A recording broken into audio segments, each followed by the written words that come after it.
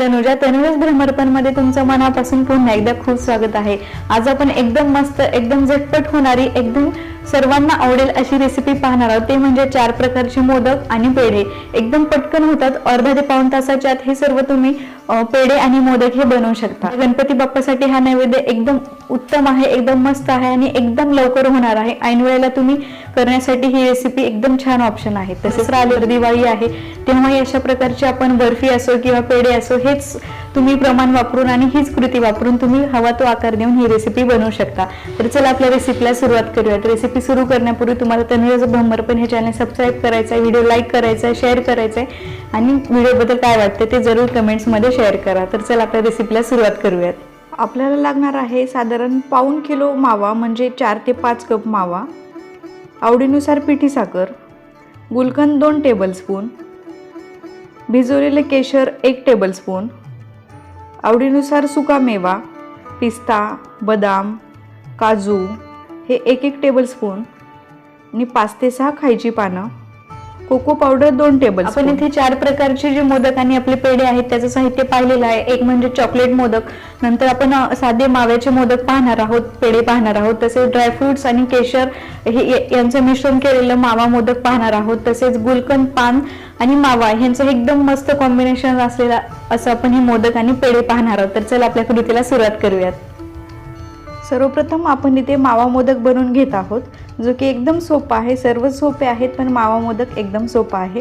त्यासाठी आपण इथे नॉनस्टिक पॅन घेतलेला आहे। तुमच्याकडे नॉनस्टिक पॅन ऐवजी तुम्ही साधा पॅन वापरला तरी चालेल, कढई वापरली तरी चालेल। कढई असेल तर तुम्ही एकदम मंद आच ठेवा।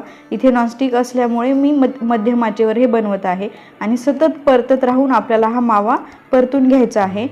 मध्येच तो पातळ होईल आणि नंतर घट्ट होईल। घट्ट झाल्यानंतर आपल्याला तो अशा प्लेटमध्ये काढून घेऊन तो थंड करायचा आहे, जेणेकरून जर गरम माव्यामध्ये आपण साखर घातली तर ती पातळ होते, चिकट होते। त्यामुळे आपल्याला साखर पातळ होणार नाही इतपत मावा हा थंड करून घ्यायचा आहे आणि नंतर आपल्याला याचा गोळा बनवायचा आहे। आणि जरी साखर समजा चुकून पातळ झाली गरम याच्यामध्ये तुम्ही घातलं तर ते परत तुम्ही 1-2 तासासाठी ठेवून दिलं तरी ते पुन्हा घट्ट होतं। तर आता आपण इथे माझ्याकडे हा साचा आहे मोदकाचा, याच्यामध्ये आपण ह्या जे गोळा आहे तो भरून याचे मोदक बनवून घेणार आहोत। तुमच्याकडे हा साचा नसेल तर तुम्ही हाताने या गोळ्याचे आपले साखर आणि माव्याचा जो गोळा आहे त्याचे मोदक बनवून घेऊ शकता, कारण हा एकदम मऊ आहे आणि जसा पाहिजे तसा आकार आपण याला हाताने सुद्धा देऊ शकतो। तर असे आपण हे मोदक बनवून घेणार आहोत। मावा जर परतताना जास्त परतला तर मोदक कडक होतात आणि तू खूप कमी परतला तर मोदकाला आपल्याला त्या पिठाला गोळ्याला मोदकाचा आकार देता येणार नाही। त्यामुळे आपण तो अंदाज घेऊन तुम्ही तो मावा आपल्याला हा भाजावा लागेल। तर आपला मावा एकदम परफेक्ट भाजलेला आहे। तुम्ही पाहू शकता किती छान आपले हे मोदक झालेले आहेत। मावा भाजताना जर खूप जास्त भाजला गेल्यानंतर तुमच्या लक्षात आलं तर त्याच आपण जो गोळा बनलेला असतो त्याच्यामध्ये थोडंसं दूध घालून आणखी आपण तो थोडंसं पातळ करू शकतो, पण त्यावेळेस आपल्याला ते भाजावं लागेल दूध घालून। आता आपण अशाच प्रकारे याचे पेढे बनवून घेणार आहोत। पेढेही तुम्ही हव्या त्या साईजचे, हव्या त्या आकाराचे तुम्ही बनवून घेऊ शकता। इथे आपण चांदीचा वर्क वापरत नाहीयेत, कारण मला तो आवडत नाही, कारण तो इतक्या चांगल्या पद्धतीने बनवला गेलेला नसतो। तर या पेढ्यावर आपण हवे ते ड्रायफ्रुट्स लावून आपण हे गार्निशिंग करू शकतो। इथे मी पिस्ता वापरलेला आहे, जेणेकरून हे माव्या मोदकला हिरवा पिस्ता खूप छान दिसेल। तर आपले मोदक आणि पेढे बनवून तयार झालेले आहेत। आता आपण ड्रायफ्रूट मोदक बनवून घेणार आहोत। त्यासाठी तुम्हाला हवे ते ड्रायफ्रुट्स इथे तुम्ही घेऊ शकता। मी इथे 3 प्रकारचे काजू, बदाम, पिस्ता 1 टेबलस्पून घेतलेला आहे आणि ते आपल्याला जाडसर वाटून घ्यायचं आहे। खूप बारीक आपल्याला वाटायचं नाही आहे, रवाळ वाटून घेतलेला आहे। त्यानंतर आपण इथे जसं अगोदर केलं तसंच इथे मावा आपण नुसता मावा भाजून घेणार आहोत आणि तोही सतत परतत राहून मध्यम आचेवर। तर असं छान तूप सुटलेलं आहे आपल्या माव्याला। तूप सुटल्यानंतर आपण आता याच्यामध्ये जे ड्रायफ्रुट्स वाटून घेतले होते ते घालणार आहोत। साधारण 1 कप मावासाठी आपल्याला 2 टेबलस्पून ड्रायफ्रुट्स पुरेसे आहेत आणि त्यानंतर मी 1 तासापूर्वी कोमट दुधामध्ये 2 चमचे दुधामध्ये 4 ते 5 केशर काड्या भिजवल्या होत्या, जेणेकरून याला खूप छान चव येते आणि खूप छान कलर येतो। आपल्याला आर्टिफिशियल कलर वापरायची बिलकुल गरज नाही।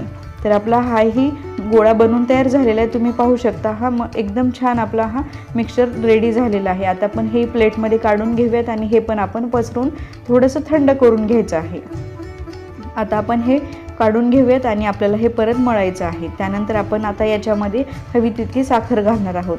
साखरेचं प्रमाण तुम्ही कमी जास्त करू शकता आणि इथे आपण थोडीशी वेलची पूड वापरत आहोत। ही ऑप्शनल आहे, तुम्ही नाही घातली तरी चालेल, म्हणून मी साहित्यामध्ये सांगितले नाही। अगदी पाव चमचा आपण इथे वेलची पूड वापरली आहे। आता इथे जर थोडंसं तुम्हाला चिकट वाटत असेल तर अजून थोडा वेळ तुम्ही ह्याला थंड करून घेऊ शकता, म्हणजे ते एकदम छान होईल आणि आपल्याला मोदक बनवायला सोपं पडेल। तर आता आपला हा गोळाही बनवून तयार झालेला आहे। आता आपण याचे मोदक बनवून घेणार आहोत, जसे आपण यापूर्वी बनवून घेतले होते।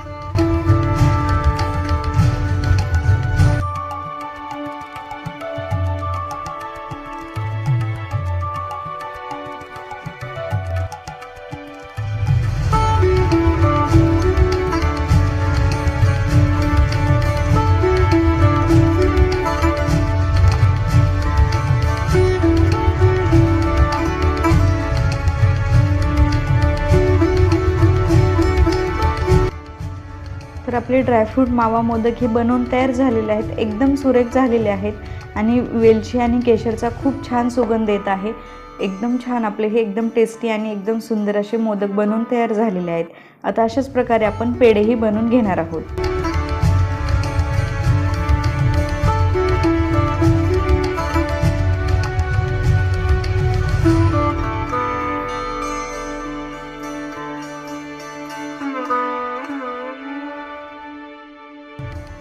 तर आपले ड्रायफ्रूट मावा मोदक बनवून तयार झालेले आहेत।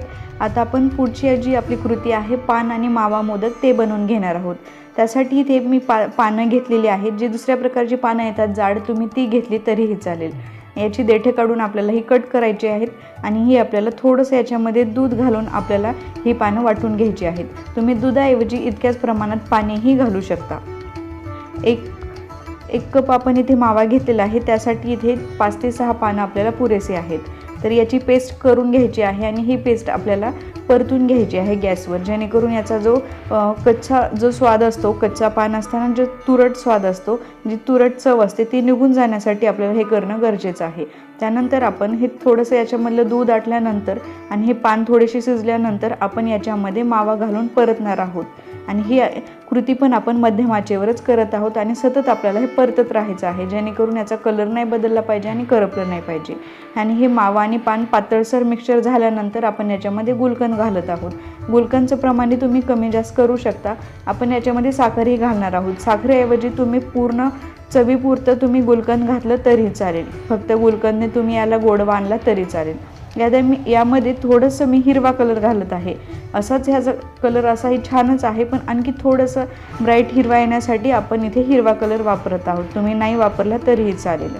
त्यानंतर इथे मी प्लेट घेतली, त्याच्यामध्ये आपण जसं यापूर्वीचं मिक्सचर आपण पसरून घेतलं होतं त्याचप्रमाणे आपण हेही मिक्सचर पसरवणार आहोत आणि हे पण आपल्याला थोडंसं थंड करून घ्यायचं आहे। तर हे छान थंड झालेलं आहे आणि हे एकदम आपल्याला हे जे गाठी ह्याच्या झालेल्या आहेत त्या फोडून घ्यायच्या, जसं आपण अगोदरचं केलं होतं आणि एकदम छान वळायला हे आपलं मिक्सचर सोपं जातं जेव्हा आपण व्यवस्थित त्याला भाजतो। आता आपण याच्यामध्ये चवीनुसार साखर घालणार आहोत। इथे आपण गुलकंद वापरलेला आहे, त्यामुळे याच्यामध्ये साखरेचं प्रमाण मी थोडंसं कमी वापरत आहे, तरी तुम्ही तुमच्या आवडीनुसार कमी जास्त करू शकता। आणि ज्याप्रमाणे आपण अगोदरचे मोदक आणि पेढे बनवले त्याचप्रमाणे आपण ह्या गोळ्याचेही पेढे बनवून घेणार आहोत।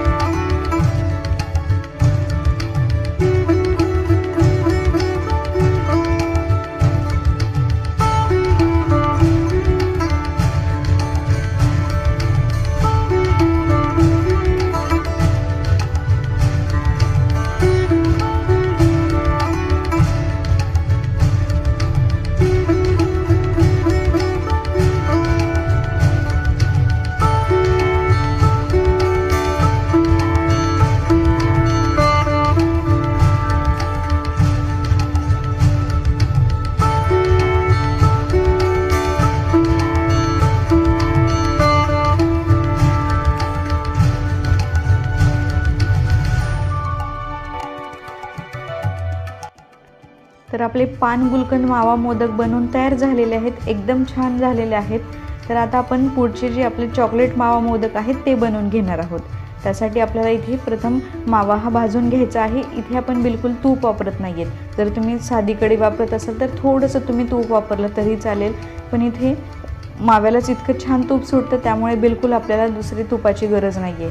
याचाही छान गोळा आपल्याला बनवायचा आहे आणि घट्टसर गोळा बनत आल्यानंतर आपण याच्यामध्ये कोको पावडर घालणार आहोत। कोको पावडरचं प्रमाणही तुम्ही कमी जास्त करू शकता। मी इथे 1 कप आपलं जे खवा आहे, मावा आहे, त्यासाठी मी 2 टेबलस्पून कोको पावडर घेत आहे। जे कोको पावडर तुम्हाला कुठेही इझिली किराणा दुकानामध्ये मिळून जाईल, सुपर मार्केटमध्ये। हे पण आपल्याला थंड करून घ्यायचं आहे आणि नंतर आपल्याला पण याचा गोळा बनवून घ्यायचा आहे। हे मऊ करून घ्यायचं आहे आपल्याला। याच्यामध्ये साखर घालायची आहे। कोको पावडर ही थोडीशी तुरट कडवट असते, त्यामुळे आपण इथे थोडीशी जास्त साखर घालत आहोत। जर तुम्हाला डार्क चॉकलेट वगैरे आवडत असेल, तितकं डार्क चॉकलेट, तर तुम्ही कमी साखर घातली तरीही चालेल। तर याचाही आपल्याला गोळा बनवायचा आहे आणि मोदक आणि पेढे आपल्याला त्याचप्रमाणे बनवून घ्यायचे आहेत।